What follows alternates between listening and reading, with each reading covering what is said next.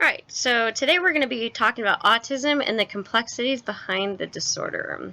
So what is autism spectrum disorder?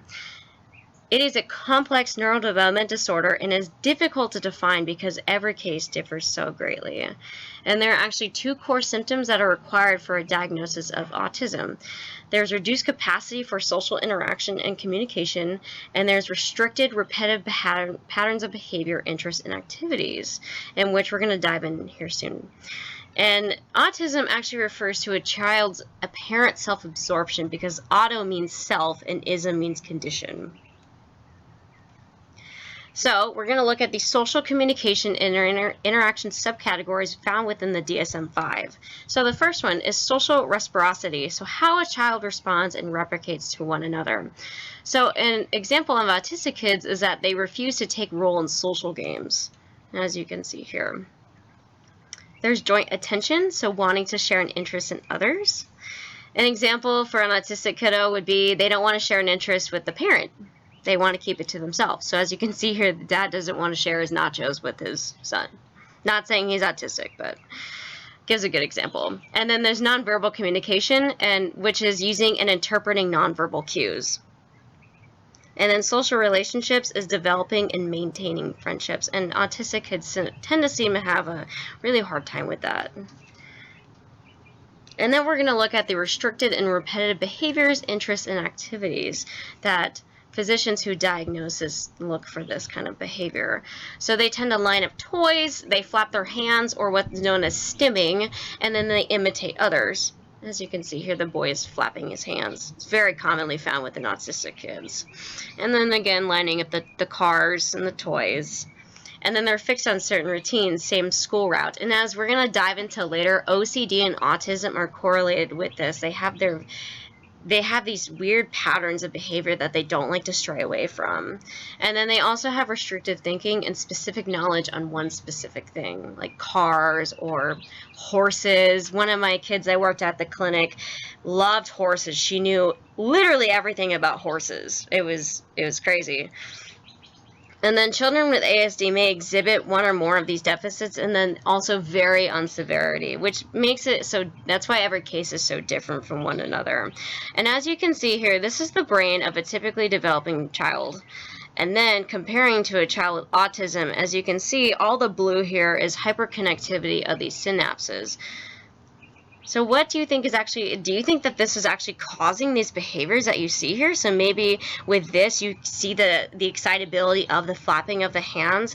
And researchers actually believe it relates to the severity of the observable symptoms, which again makes every case differ so greatly from one another.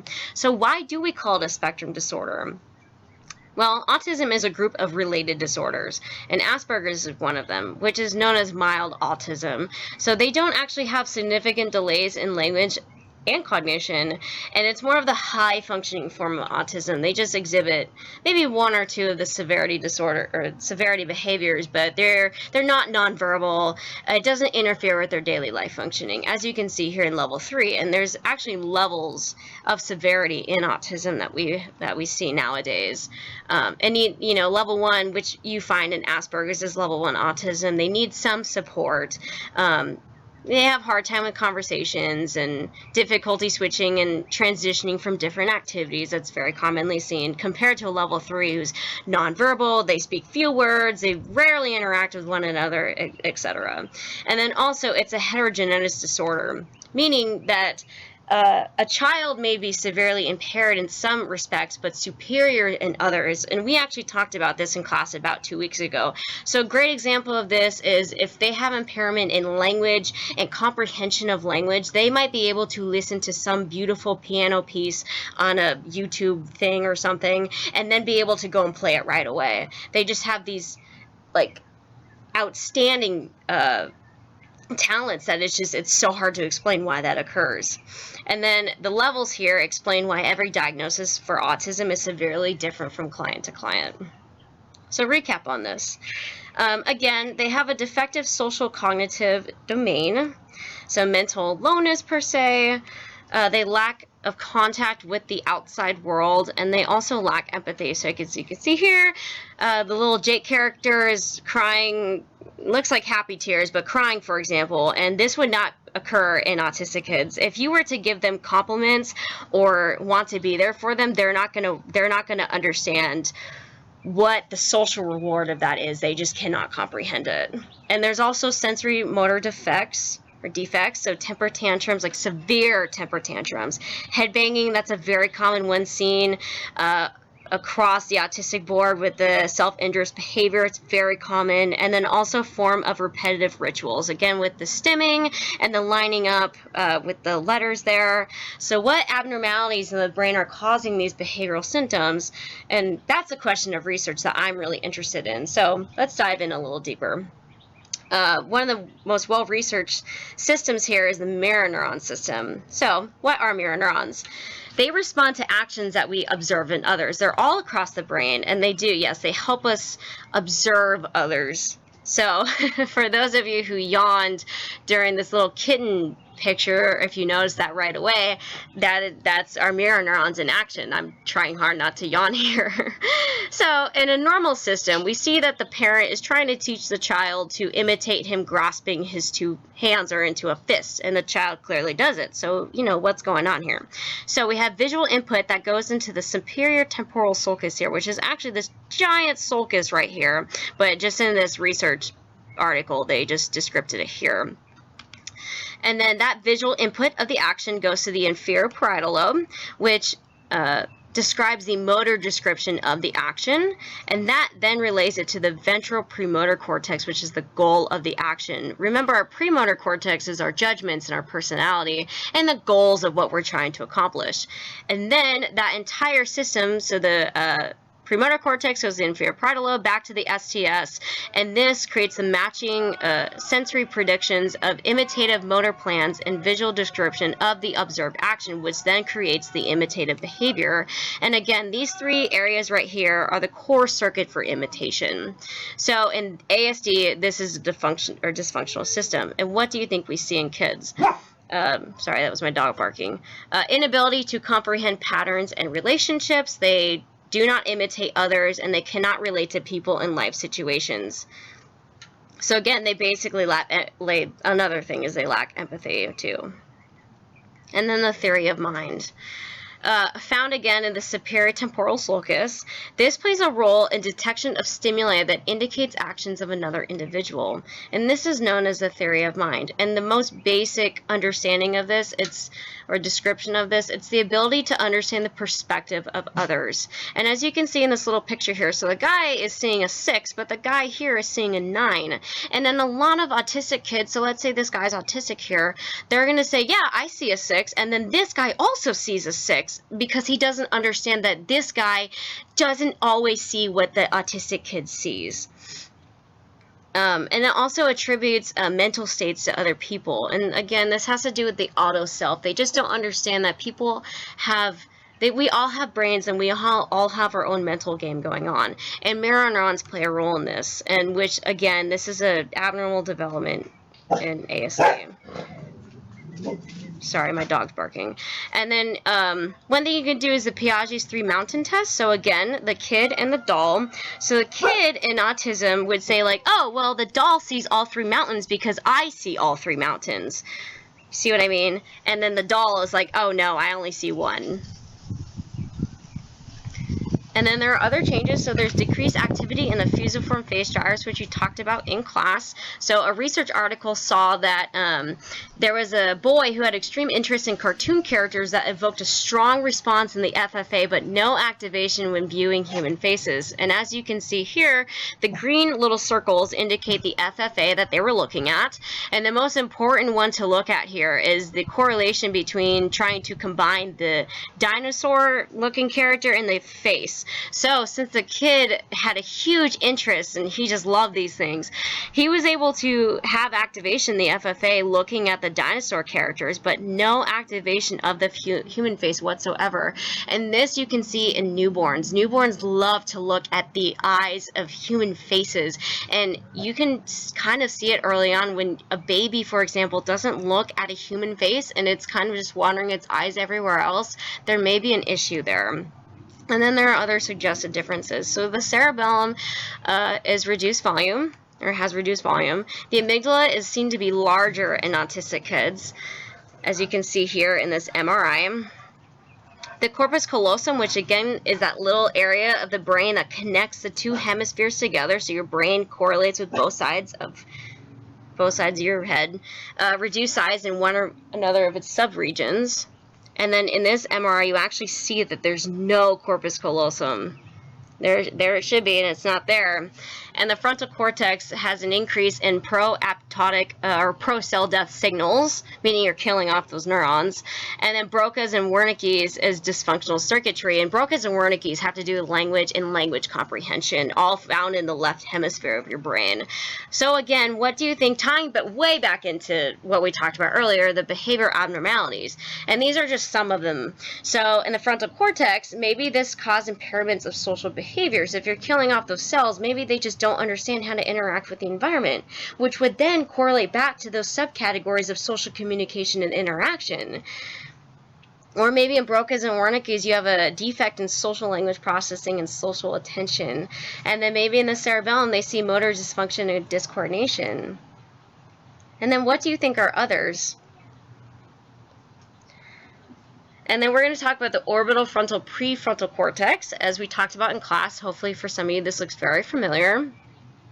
There's a decreased volume, and here it is. There's a decreased volume of the orbital prefrontal cortex. And what do you think the social deficits are? So in class we talked about how it's planning and social rules and attention control. If there's a decrease of this, what do you think those behavioral aspects are?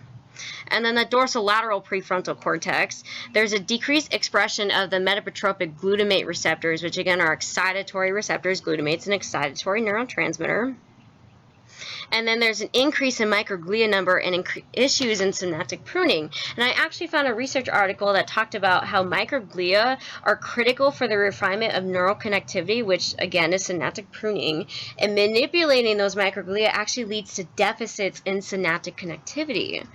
So again, looking at this picture here, if you know that the dorsolateral prefrontal cortex is all about working memory, what do you think the behavioral issues are if we're killing off those, those connections, and there's an increase in cell death overall? What do you think the behavioral what do you think that the behaviors are seen?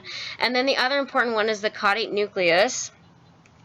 And this acts as a brake pedal to suppress the worry signals sent by the orbital frontal cortex, and please don't get confused, these are just almost the same thing, they're just different areas, to the thalamus. And remember, as we talked in class, the thalamus is always excited, it always wants to send signals, and there are regions in the brain that need to suppress it, or else we're all going to go crazy, and we're always going to have these relay of sensory inputs and all these things. So the thalamus always needs to be inhibited because it's just always out of control.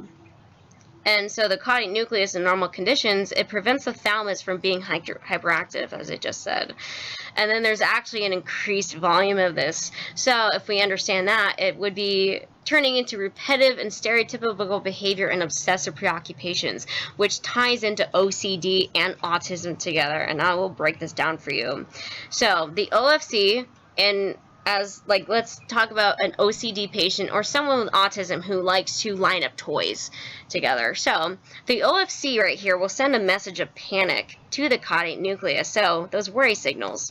The caudate nucleus is then faulty and then can't suppress those signals from the OFC. It's either increased or something's going on here, so there's worry signals and it can't suppress it, so it's like can't suppress, must send the information to the thalamus. So then that information is sent to the thalamus and it's overexcited. It's like, yes, I finally get to send things, and those worry signals are then sent to the thalamus and it gets overexcited, which then goes back to the orbital frontal cortex, and it's like, like more and more and more. So this is why you see children or people have to wash their hands 10 different times or have to line up toys together. This just is this obsessive preoccupations, and this is what's going on. And so there's actually been some research on serotonin abnormalities in autistic kids, and this goes all the way back to when, during fetal development. Because, for example, if a mother takes SSRIs, which are serotonin reuptake inhibitors, and there's a lot of serotonin found throughout her body, this actually can lead to abnormalities in neural circuitry and all of these deficits in brain regions that are associated with autism, and then creates these autistic abnormalities in behavior. And this is a new and upcoming thing in research, and it's actually really fascinating. So there are speculations that serotonin may be involved in the pathophysiology of autism. And serotonin has a wide variety of roles in neural development. I know we didn't necessarily talk about serotonin in this manner, but it is important to understand that these things are really, really important in fetal development. So they have to do with neurogenesis, apoptosis, which again is cell death, axonal branching, and circuit formation during brain development. And low serotonin levels might affect development of neurons and circuit networks. However, this is really poorly understood. And low serotonin levels meaning that when the child is born, since there's so much excess serotonin found within the mother's bloodstream and all throughout her system, the child is actually born with deficits in serotonin, him or herself. The system is really poorly understood, but this is something that research is looking at because it is really crucial for it, because it's actually related to the development of neurons and circuit networks once the child is born. And this actually could ultimately lead to the dysfunctional social behaviors as we see in autistic children. And then tying this all together, so there are a variety of therapeutic options that we see nowadays. You can take medication. I mean, people look for alternative methods. I heard when I was in Colorado that one of the BCBAs, who's a behavior analyst, they had a client who the parents of the child drove 2.5 hours to Fort Collins or somewhere in Colorado just to get unpasteurized goat milk. I think it was goat milk, just to have it cure autism, which obviously didn't work. Or people have given their children bleach. They do the essential oils, all of these alternative methods that have no clinical research behind it. So, and nowadays it's more looking to therapeutic options in order to control those behaviors and increase in intellectual functioning and academic skills and social skills. And this is where ABA therapy comes into play. So ABA stands for Applied Behavior Analysis, or Applied Behavior Therapy. So what does this do? And this is the program that I'm actually in right now. So Applied Behavior Analysis, or ABA, is a therapy based on the science of learning and behavior. It helps us to understand how behavior works and how it's affected by the environment and how learning actually takes place. And the goal of this is to increase functional behaviors and decrease those that are actually harmful or delay learning.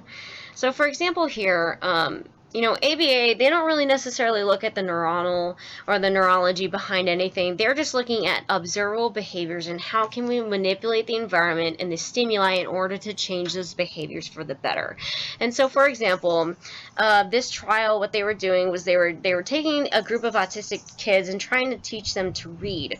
So, as you can see here, this is before intervention, so there's Broca's area. And actually, after 10 weeks of interventions of teaching them how to read, the ABA therapists were able to boost higher order learning and reading skills in kids with autism spectrum disorder, which you can see all of the activation of these circuits that lead to reading skills and higher order learning. And again, it is super effective.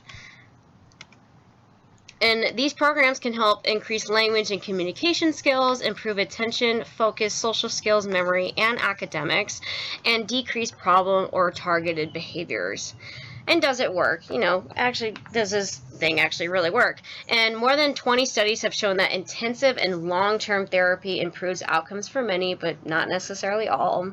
And again, if you are interested in this, I am more than happy to talk about ABA or behavioral neuroscience in extensive details. You can always come to my office hours or send me an email. I'm always happy to talk about this because I'm really interested in the behavioral neuroscience, or I'm very interested in that, and that's what I'm trying to shoot for here.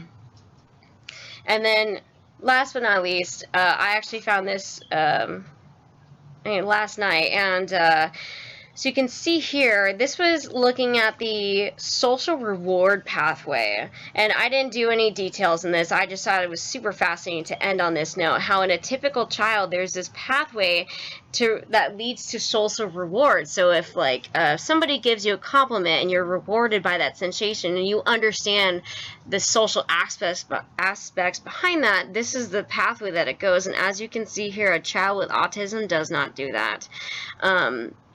They do not understand, and it's not that they don't want to understand, or they don't care about you. It's just because their neural circuitry and the brain regions are completely abnormal, and then just do not create these really important pathways for learning in our environment, in the world that we live in today. So thank you guys for listening. I really appreciate it. If you have any more questions, you can always shoot me an email, but if not, I will see you in class.